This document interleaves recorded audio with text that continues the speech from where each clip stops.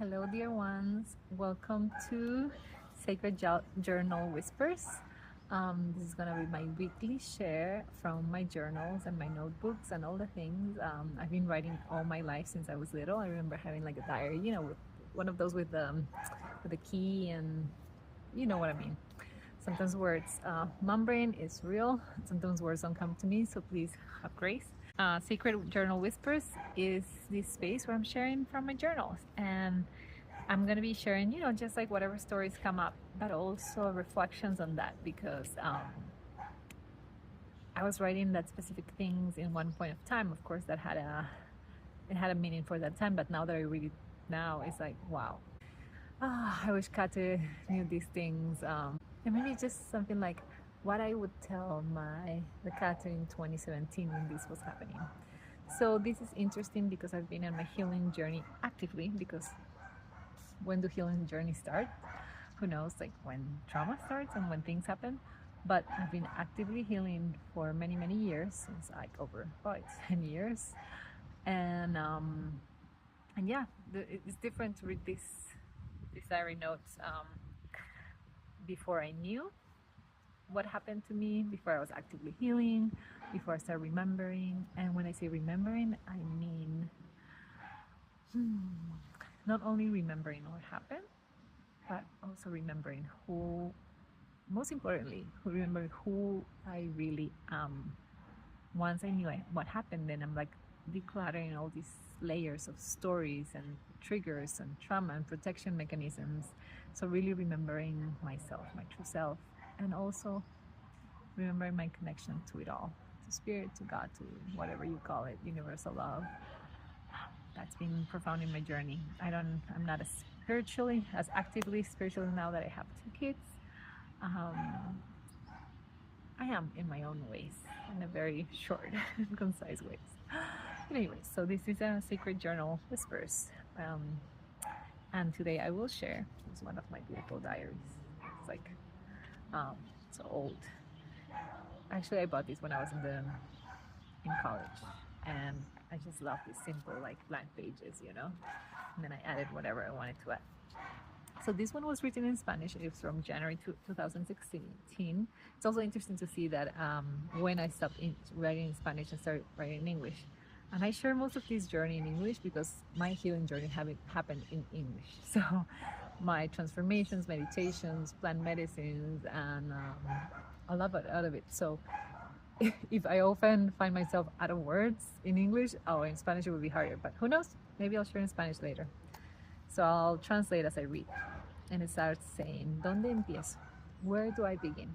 I've always felt that a person has to start to write what they remember first. That's how our memory works, creating and recreating stories that we want to remember. I love that I use the word remember. Today, I could write about a beautiful smile that is in front of me, but I'll leave that for another moment. Today, I write, and this makes me happy. It's been over 5 years that I've been in Hawaii.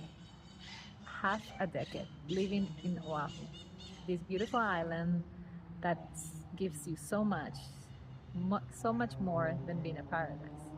Because it is a paradise, but it's also nature, people, and a beautiful culture.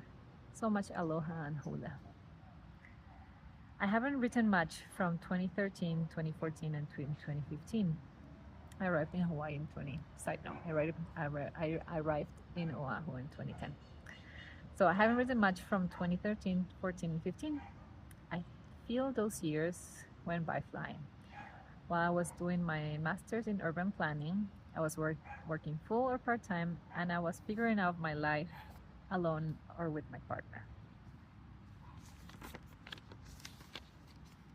These years have given me so much peace and tranquilidad, and have made me realize that everything flows. Like they say, if you're not happy where you are and doing what you're doing, just move, change. You're not a tree and you don't have roots. Before, I used to stress a lot about what would happen in the future, where I would be. And now I just try to flow more, and I feel excited and grateful for all the options and opportunities that I have. It's been a year since I graduated from my master's program, DERP, Department of Urban and Regional Planning, and I started working at the city. I started working at the city and county of Honolulu in the Department of Planning and Permitting and the Division of TOD. I guess I was writing that so I wouldn't forget, right? I love my job and I learn a lot, and I have the opportunity of poner mi granito de arena. How do you say that? Of making a little effort, like change in the world and giving back to the community. And I wrote, to be continued. I don't like this pen. Written on China walls. So this is the pen I don't like. And then I made a little drawing from China walls. So China walls is a place on the southeast point of Oahu where kids go and jump. People from Hawaii would understand what I mean. And there's a beautiful view of the back of Diamond Head in the crater. It's just like a magical place. So I wrote that. And what comes to my mind is it's crazy because so I moved to Hawaii. I'll do a little backstory. I moved to Hawaii without knowing. I went there for the first time in 2008, 2009 with a work and travel program. And I just felt so much peace. I felt like so much happiness and just like this magical place. And of course, like it made sense, right? It's Hawaii, you have beach, you have like beautiful people, perfect weather. But it just felt like in my soul. And now I know at a soul level, I just felt at peace. So I went back to Peru, finished my degree, like did like 1 year in Germany, like I got a scholarship and finished some studies there. And then when I went back to Peru, I said, okay, I had a job offer. I was having a great time with friends, community. Everything was kind of lining up. It felt very stable. And somehow I made this decision of leaving Peru. I said to myself, I'm just going to take one more trip before the real world starts. So I went to Hawaii with all the savings that I had and to visit a friend or to stay with a friend, Chris. Love you so much. And when I got there 5 days into it, I just met this guy, fell in love, and boom, I stayed. This was written 5 years after that. Now I know. So have you ever taken a decision that feels just absolutely crazy at the moment? Because, I finished a big stage of my life. I finished like college in Peru. It just takes a lot of effort. My parents were like helping me, like just paying for it. And then I had the sense of responsibility. I have to do something with my life. But I said, okay, I'm just gonna take a little break. And now I see it. I was always just trying to travel. And I always told myself, oh, I'm a world traveler. I like to wander. There was that. And what I know now is I never felt at peace in Peru. I never felt at peace at home.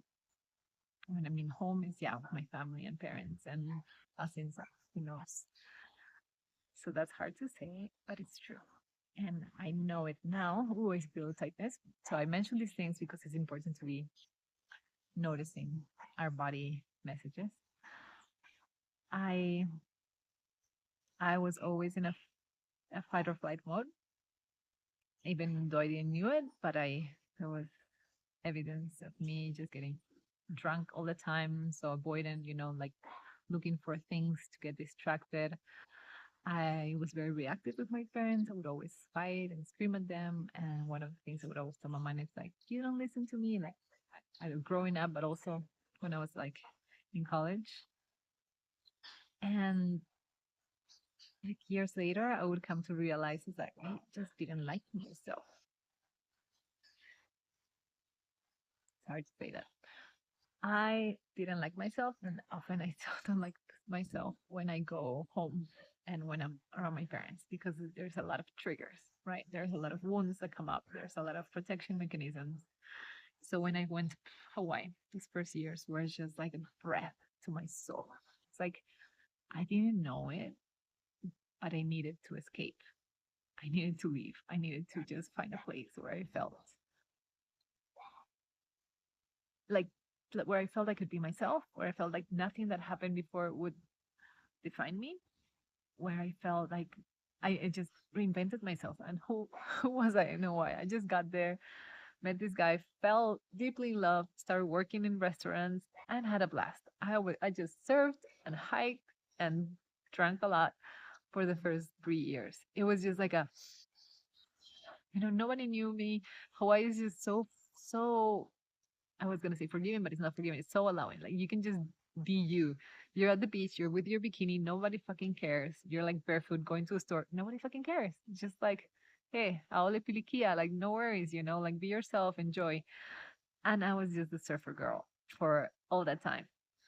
And it was fucking beautiful and amazing. And I hiked so many places. And I was like so much in nature with it's also a key point. It's just like so calming to my soul compared to where I'm from, which is Lima, Peru. I could talk about this forever, but I'm gonna try to wrap it at some point. So 5 years into Hawaii, I just laughed.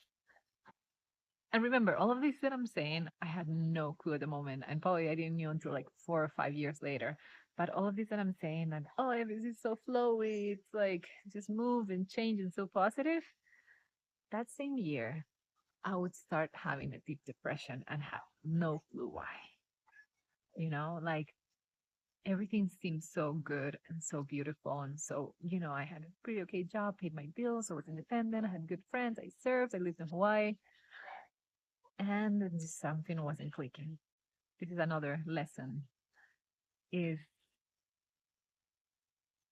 once things are very calm and you've had that place where you were able to get a respite and just really breathe from the fight or flight from life, then you're opening doors for new healing.